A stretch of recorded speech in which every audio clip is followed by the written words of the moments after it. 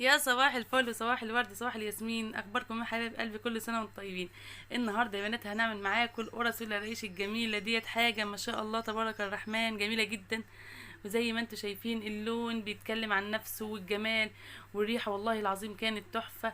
حاجه كده ما شاء الله تبارك الرحمن. احنا هنعمل قرص بالدقيق الغله دي الحبه الكامله. يعني حاجه مش تصدق ان الجمال ده كله طالع من دقيق الفلاحين، الدقيق العادي بتاعنا. يلا بينا نسمي الله ونبتدي مع بعض، واحط لايكات كتير كتير كتير يا احلى اخوات فيديو. تعالوا بقى نقول مع بعض المقادير. هنا الدقيق بتاعي ده الدقيق القمح العادي اللي احنا نخلين عاملينه طحنينه في بيتنا، ونخلته وجهزته زي ما انتم شايفين.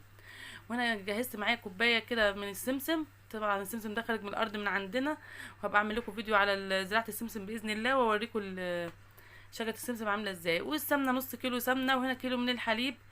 والسكر بتاعي هنحط ايه شوية محترمين كده. وهنا الخميرة زي ما انتوا شايفين. انا حطيت الخميره بتاعتي دي خميره بيره. طبعا الخميره البيره احنا بنعرفها من ريحتها. طبعا بما ان احنا على طول ايدينا في الخميره، فبقى عارفه ريحه الخميره الحلوه من الخميره الوحشه. الخميره الحلوه بتلاقي ريحتها كده ما شاء الله تبارك الرحمن، لها ريحه نفاذه كده حلوه كده بتعجبك. كده بعرف ان الخميره بتاعتي حلوه.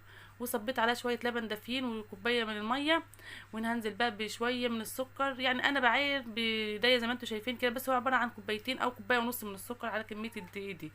طلع مظبوط والله يا بنات، ظبط 10/10 وجميل جدا وما شاء الله. طبعا احنا بنعجن عجن فلاحين يا جماعه، لا عجان ولا غيره. ما شاء الله تبارك الرحمن بيطلع معاكي جميل جدا وممتاز. انا هنا حطيت بقى السمسم على الدقيق بتاعي، واحط البيكنج باودر. زي ما انتم شايفين هنزل بباكو من البيكنج باودر ورشه الملح، ونشتغل ونسمي الله ونبتدي مع بعض. والله طلعوا شويه قرص ما شاء الله تبارك الرحمن، ما حدش يصدق ان ده من الدقيق الحبه الكامله او دقيق الغله. ده مش دقيق فينو يا جماعه، ولا دقيق زيرو، ولا دقيق جايباه من عند العطار بالكيلو. ده دقيق غله انا طحناه في بيتي وعاملاه في بيتي وكل شيء ما شاء الله. يعني حاجه فلاحي فلاحي يعني.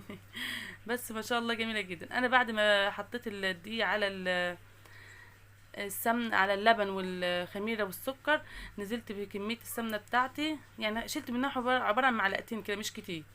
هبس بقى الدقيق كده بالسمنه زي ما انتوا شايفين، عشان الدقيق يشرب السمنه بتاعي. طبعا الدقيق شكله غامق عشان ده دي غله حبه كامله، بس والله العظيم الطعم جميل جدا جدا جدا وحلو وموفر، وحاجة 10/10. طبعا ده بالنسبة للفلاحين اللي عندنا متوفر عندنا الدقيق الغلة ده، فمش هروح بقى عند الدقيق في البيت واروح اشتري من بره. فانا لا، نعمل حاجة حلوة في بيتنا كده بحيث نغمس بيها الصبح كده كوباية الشاي بتاعت العصاري، فطار الصبح، كوباية اخر الليل. تبقى حاجة في متناول ايدك. يعني القرص ده مش بقطعها من البيت، متوفرة عندنا ما شاء الله على طول عشان خاطر العيال يعني. فما شاء الله اللهم بارك زي ما انتم شايفين كده. وعلى فكره دقيق الغله مفيد جدا جدا للمعده، خفيف على المعده غير دقيق الفينو اللي هو الزيرو ده. دقيق الغله الحبه الكامله ده مفيد جدا وصحي. وانت بتقطميها كده بتلاقيها جميله تحت ضرسك كده، بتفرول معاكي جوه تحت ضرسك، مش يعني قطمتها تلاقيها مرتاحه في سنتك وانت بتاكليها مرتاحه، على المعده مرتاحه. ما شاء الله وكله افاده والله. دقيق الغله ربنا يزيد ويبارك يا رب، يجعل دايما خير في بيوتنا كلنا اللهم امين. احنا هنا بنبس بقى زي ما انتم شايفين كده، بحيث الم الدقيق زي ما انتم شايفين بالحليب. انا لسه ما حطيتش ميه غير هي كوبايه الميه الصغيره اللي انا حطيتها الاول على الخمير. ده كله حليب، حطيت كيلو الحليب كامل. شايفين ما شاء الله القشطه بتاعته ما شاء الله اللهم بارك يا رب. ده حليب يا جماعه مش لبن رايب. انا بعمله باللبن الرايب دايما بيطريه، بس المره دي حبيت اعمله بحليب. وفعلا طلع جميل. الحليب برضو ليه ريحه فيه حلوه كده، وفعلا طلع جميل جدا جدا جدا. يعني اللي عايزه تشوف اللبن القرص باللبن الرايب عندي على القناه، هترجع تلاقيه ورا باذن الله. اللي عايزه تشوف القرص باللبن الحليب هتلاقيها موجوده هنا. ما شاء الله اللهم بارك يا رب، بحاجه 10/10. وتلتي بقى يا حبيبه قلبي انت وهي، ودي صحتك كده ايه، طلعي لنا كل الطاقه اللي جواكي كده. زي ما اتفقنا، طلعي قرف العيال بتاع طول النهار والدوشه، وده راح وده اجى. طلعي طلعي طلعي طاقتك في العجين، ادي بنيات. شايفين ما شاء الله العجينة بدأت تظبط معاكي 10/10. اللهم بارك يا رب. كده العجينة بتاعتي يا بنات بدأت ايه تين معايا، بس انا هحط لها كمان شوية مية عشان تطلع معاكي. انا حطيت هنا معلقة من السمنة اللي كانوا باقيين، قلنا نلم بيها العجينة. هتطري معاكي العجينة جدا وهتخليها حاجة 10/10. انا ممكن يكون مقطع المية ده مجاش، بس انا كنت حطيت نص كوباية مية كده في الحلة بتاعة اللبن. واللهم صل على النبي، نزلت بيه تاني على العجين، طراه معايا وخلاه نيطايه نيطايه. حاجه 10/10 كده. شايفين العجين شكله جميل. والسمسم طبعا مش كل الناس بتحب تعمل عجين بالسمسم. انا اول مره اعمل قرص بالسمسم كده، بس والله كان طعمها جميل جدا. انا لقيت عندي سمسم فقلت نحط في القرص السمسم، فيه كالسيوم بنسبه عاليه جدا ومفيد جدا للاطفال. وبما ان انا عندي في يعني بسمله ما بتشربش اللبن نهائي، ما اعرفش ليه، ربنا يهديها يا رب يصلح حالها. فقلنا ندخل لها حاجه فيها كالسيوم. وسمعت ان السمسم ما شاء الله اللهم بارك الكالسيوم فيه عالي جدا، اعلى من اللبن واعلى من البيض واعلى من اي حاجه فيها كالسيوم. فقلنا ندخله بقى في المخبوزات بتاعتنا باذن الله من هنا ورايح. انا قطعت القرصه زي ما انتم شايفين، يعني ايه كور صغنطوطه كده، وادهن الصينيه بتاعتي بدهنه زيت، عشان طبعا دي الغله بيلزق يا جماعه. دي الغله غير دي الفينو. الفينو بيطلع بسرعه من الصينيه او الصاج بتاعك، لكن دي الغله رخم شويه بيلزق. فاحنا نتعامل معاه معامله ايه، بالراحه كده، ونكون واخدين بالنا من كل التكات والتفاصيل اللي هتحصل مع دي الغله. بس طعمه والله جميل جدا جدا جدا وخفيف على المعده ممتاز. وهنا بنرق القرصه عشان اللهم صل على النبي برضو ما تقبش معاكي قوي، يعني مش تبقى تخينه قوي. هتشوفوها يعني، شايفين الرفع ده هتطلع معاكي القرصايه برضو مظبوطه و10/10. هتعرفي تاكليها تحسي ان انت بتاكلي حاجه كده جميله جدا جدا جدا. وجربوه والله هيعجبكم بجد. شايفين انا بقطع الكور بتاعه القرص الاول واسيبها ترتاح شويه عشان لما تيجي تفردي ما تلمش معاكي. لان انت ممكن تقطعي وتفردي على طول هتلاقيها بتلم، لكن لا، ما تسيبها ترتاح شويه ما بتلمش. طبعا احنا ما بنسيبوش يخمر يا بنات في الاول، انا بقطع واشتغل على طول، وبعد كده بقى ايه، بسيبه يرفع على الصينيه. بيطلع ما شاء الله اللهم بارك يا رب جميل جدا، وبيخمر على الصينيه وبيبقى 10/10 ونافشه معاكي القرصه وجميله. وتاكليها كده تحس انها بتدوب في بقك.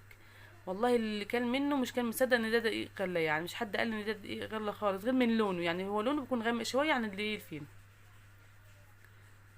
طبعا كل النقط اللي في العجين ده السمسم يا بنات، الناس اللي ممكن تكون نسيت. المهم يا احلى اخوات في الدنيا، ما قلت لكمش حطوا اللايك لاختكم بالله عليكم، مش تنسوا اللي وصلت معايا لعند هنا حط اللايك يا احلى اخوات في الدنيا. اتمنى اتمنى اتمنى ان قناتي تكبر بيكم دايما يا رب، تكونوا دايما انتوا نعمه في حياتي، وربنا يديمكم معايا دايما يا رب، احلى عيله واحلى اخوات في الدنيا، اللهم امين يا رب.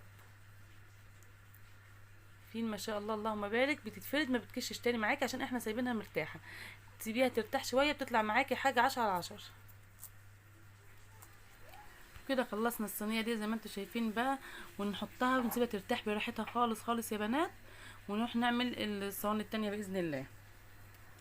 شايفين ما شاء الله اللهم بارك. حطوا اللايك يا احلى اخوات في الدنيا، حطوا اللايك لاخواتكم واكبروا بخاطر، وما تنسوش اللايك يا احلى اخوات. يلا بقى نكمل مع بعض. طبعا كملت زي ما انتوا شايفين، كملت الصواني واتبقت معايا العجينه دي. فبسبوسه قالت لي يا ماما احنا عايزين نظام قراقيش، قلنا مفيش مشكله هنعملها شويه قراقيش ان شاء الله. طلعت العجينه الباقيه معايا وعملت زي ما انتوا شايفين كده، بفردها فرد زي نظام مستطيل كده، بحيث ايه تعرفي تقطعيها مش هطلع منها هدر كتير وترجعي تعملي تاني يعني. انت ممكن لو فردتيها دايره مفيش مشكله، بس يعني هي هتتعبك انت شويه تغلبك شويه. اما التقطيعه دي طلعت ما شاء الله 10/10. هنقطعها بقى بالسكينه زي ما انتوا شايفين.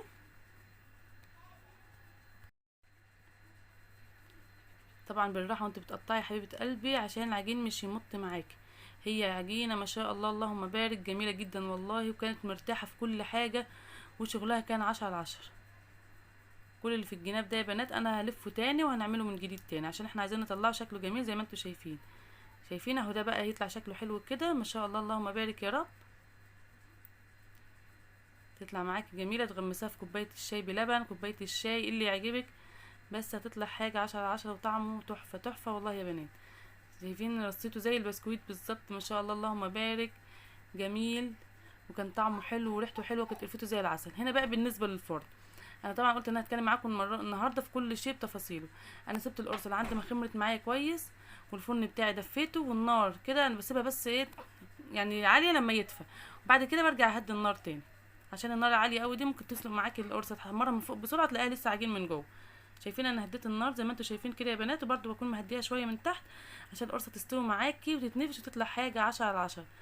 اتمنى ما تروحش في اي حته، وحط اللايك يا احلى اخوات في الدنيا. شايفين الجمال يا بنات، شايفين ما شاء الله اللهم بارك يا رب، بصراحه حاجه تحفه تحفه تحفه. تسلم ايدك يا بنت يا دود، انا عارفه انا شطوره، انا عارفه ما تقولوش. شايفين ما شاء الله اللهم بارك، شويه قرص حاجه 10/10، جميله جدا جدا جدا، وطعمها كان حلو والريحه بقى ماليه البيت ما شاء الله اللهم بارك. شايفين الجمال، بصراحه الف هنا وشفا لكل اللي كان منه يا رب، حاجه تحفه. ونظام البسكويت ده جميل جدا او قراقيش جميل جدا، والقرصه المدوره جميله، وكل حاجه جميله، وكان تلفتهم زي العسل. اتمنى يا بناتي بجد ان الفيديو يكون عجبكم، ما تنسونيش باللايك الحلو والكومنت الجميل. زيكم شايفين بتتقطم ازاي، شايفين ما شاء الله للسوا من جوه ومن بره مستويه، وما شاء الله اللهم بارك يا رب، حاجه 10/10. اتمنى تحطوا اللايك لاختكم بالله عليكم، وتشيروا الفيديو عشان كله يستفيد باذن الله، والفيديو بتاعنا يكبر وقناتنا تكبر بيكم. اللهم امين. احلى اخوات واحلى عيله في الدنيا، اشوف وشكم على خير يا رب. مع الف سلامه. احلى اخوات واحلى عيله، اشوف وشكم على خير يا رب. مع السلامه.